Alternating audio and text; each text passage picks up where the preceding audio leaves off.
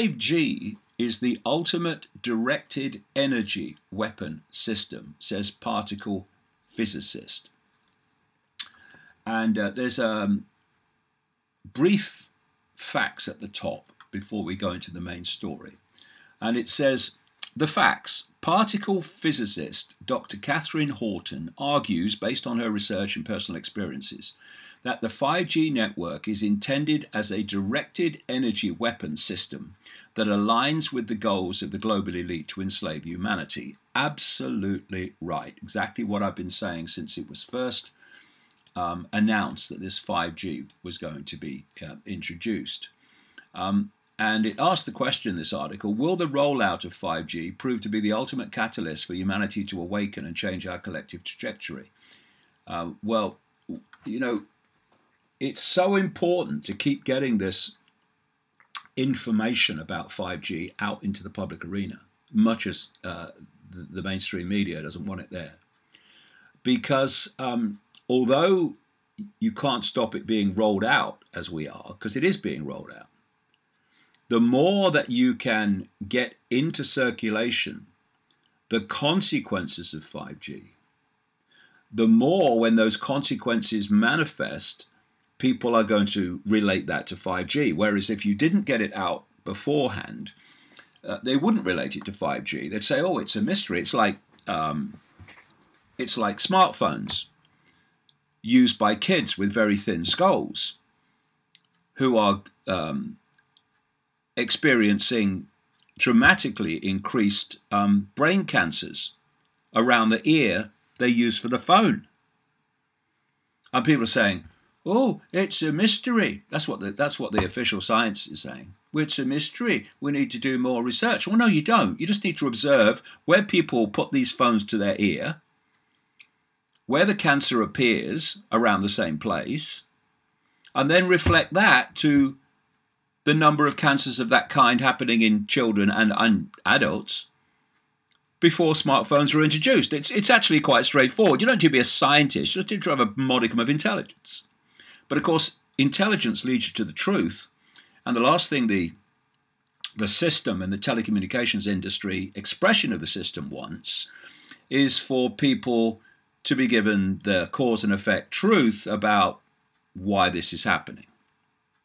And so it's very, very important, like I say, to get information out about the consequences of 5G so that when they start to happen, then people will see a cause and effect that they wouldn't otherwise see. So here's the story in its main form. Dr. Catherine Horton sees the current rollout of the 5G network in a way that is different from mainstream perception, not difficult, and for good reason. To begin with, she is a particle physicist with a PhD from prestigious Oxford University. She worked as a high-energy physicist on the particle collider at the German Electron Synchrotron, DESY, in Hamburg, Germany, and on the famous or infamous Large Hadron Collider at CERN in Geneva, Switzerland. At Oxford, Dr. Horton worked as a research fellow at St. John's College, a position that allowed her to expand her research from particle physics into medical physics and the physics of complex human systems. As part of the latter, she conducted systems analysis research of the English legal system, economies, the financial system, currencies, as well as white-collar crime and organized crime. In other words, she has the credentials to be public enemy number one to a global elite that is trying to deceptively use technology as a key cog in their plan to enslave humanity under a totalitarian world government. During her childhood in Romania, Dr. Horton alleges that she and her family experienced intimidation and terrorism because they were highly educated and refused to take part in the snitching and informant criminality being promoted by mob networks there. Dr. Horton says that stalking and other such activities ramped up in November 2011 as she was attending a High Court case in London as part of her systems analysis research into the English legal system. She says she was openly stalked on her way home from court and started noticing a thug waiting for her outside her home every morning to follow her to to the train station. Now, I've come across many stories like this over the years of people being targeted, not least through technology. Attempts to face these forces head-on through the courts and through activism have led to a rise in these attacks upon her, which include not only human intimidation, but torture through directed energy weapons. You can read more details about her experience at her Stop 007 website, which, among other things, offers support and legal guidance for targeted individuals. In the extensive network, or extensive interview rather, that's been posted on the internet, Dr. Horton attempts to bring her to bear her vast knowledge of the capabilities of energy weapons and awaken us to the fact that these are the true modern weapons of warfare today, not ballistic weapons that we still see portrayed in movies and talked about in geopolitical conflicts. Absolutely right. This is the cutting edge. Directed energy weapons, which you can't even see. She employs her knowledge and personal experience of the target individuals phenomena, as well as her run-ins with shadow government and their military and intelligence tentacles, to create a broad context for what the 5G network really is. And here's a quote from her. I think people struggle so much understanding what this is all about, and that's why they, the global elite, are banking on this very situation. So they are banking on the fact that, for example, there is a very simple con hidden in this marketing ploy that is 5G. For example, when they brought up 3G and 5G, everyone assumes that 5G is just a better 3 or 4G. So what's all the fuss about? It's just Luddites who are just, they are scared. They are tree huggers, and they just don't really enjoy watching happy kitten videos super fast on their phone. But that's not what it is. So 5G is a fundamentally different system. Too right it is. I think what I would like to do, she says, is to take all the people who are maybe even more overwhelmed than I am. I want to pick them up where they're at, maybe, and then bring them up to speed and tell them everything I know. So by the end of the show, they at least know what I think and what I know, so that they can make up their own mind about what they think. And there are several discoveries I had trying to research the subject, and I should say that my main focus is not even 5G or 5G campaigning.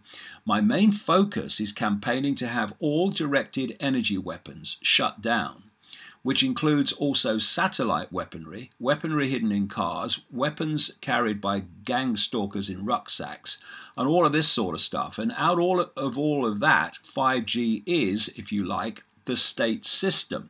It encapsulates everything. It can do a bit of everything, and it will be everywhere. Like I've said so many times over these years, to make this smart grid function so AI controls everything, including the human mind, they needed at least 5G level of communication power and frequency.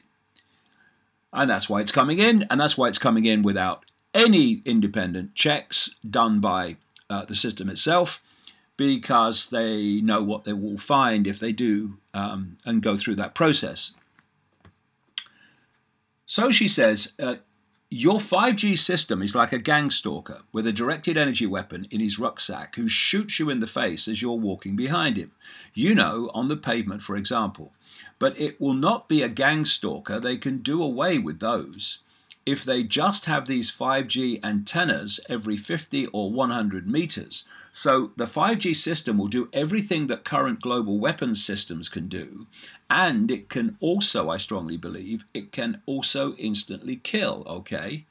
So in other words, if you want to cut to the chase, my view of the 5G system, and I'll show you why I think that's the case, she says, the 5G system should be best imagined as the government, or this shadowy group that has infested the government, taking over every city on the planet and every village and every smallest town, and even, the forest, where you think there is nothing, and putting up hidden machine guns that follow you and your family, pointing right at you, and these are, you know, set sharp so they can shoot you dead at the speed of light if somebody so wishes, okay? So that is the best description of the 5G system that I have, which is precisely what I've been warning about all these years.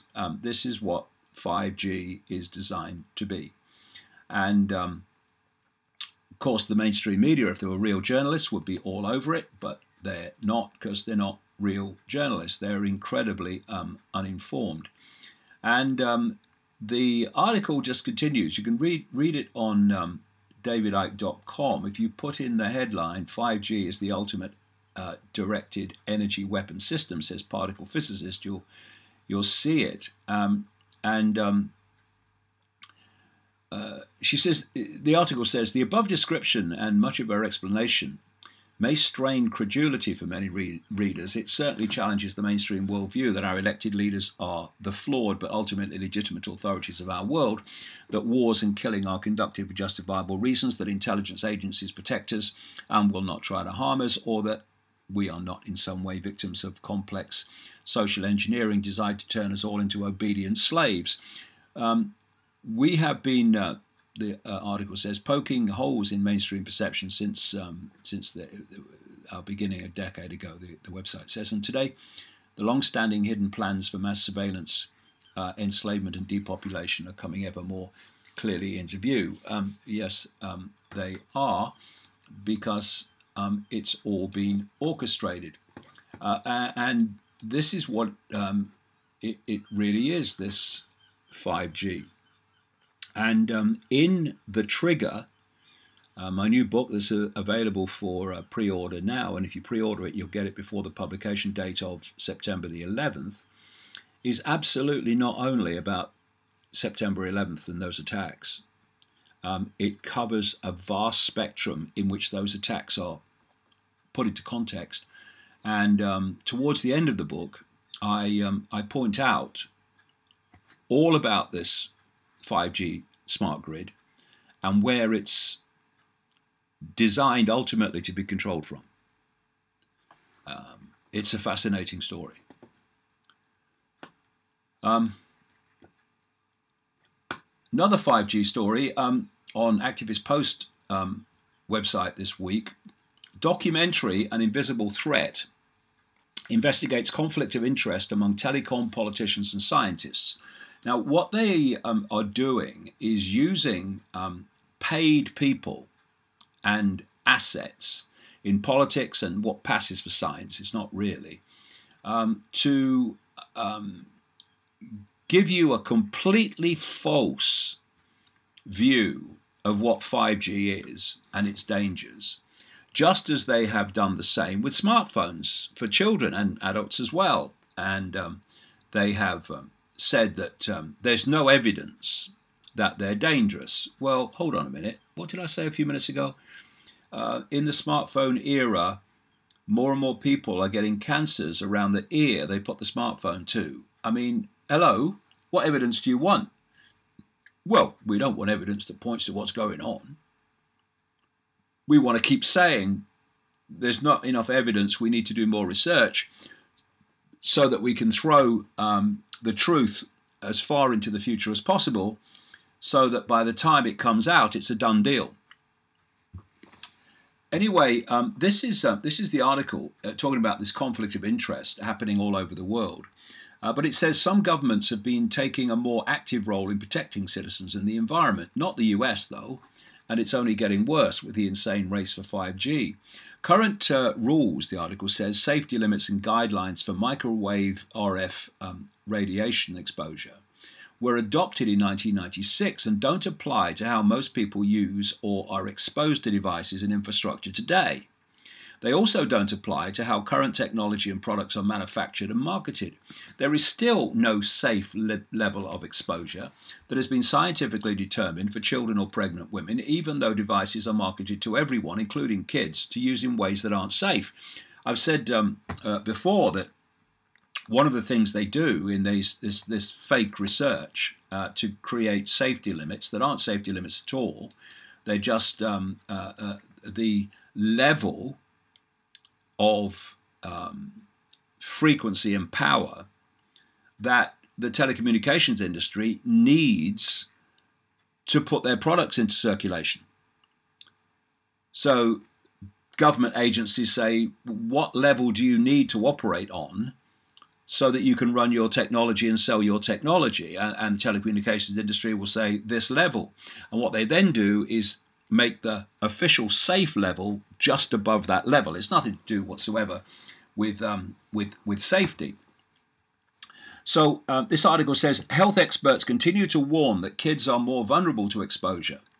Oh yeah, I was going to say before I move on, one of the things that they do in this so-called fake research, well, not so-called fake research, it is fake research, is they have something it calls Sam Phantom Head. And Sam Phantom Head is a fake head that's based on the skull of an American soldier. So it's a very thick skull.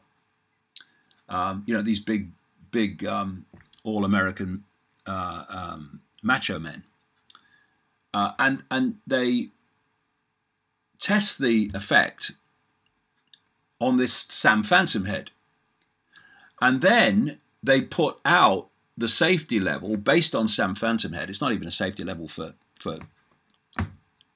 you know, macho men, but they say it is. And of course they put the phones out, and they're used by everyone, including children with very, very much thinner skulls, and thus what is a safe limit, even in their terms, for a butch soldier, is actually way over the limit for children with thin skulls. And most of these smartphone telecommunications companies go right to the Sam Phantom Head limit. So my goodness me, what's hitting the brains of children from these devices? So in fact, no biological entities seem to be immune. Still, the promotion of 5G and other microwave radiation emitting devices and the forced installation of emitting infrastructure, towers and so on, only increases like it's magically innocuous and beneficial to us all. The story goes on. You can read it if you go into davidicke.com. An invisible threat investigates conflict of interest among telecom politicians and scientists. It goes in, and there's a video there as well, which looks at the conflicts of interest of the people that are saying 5G is fine.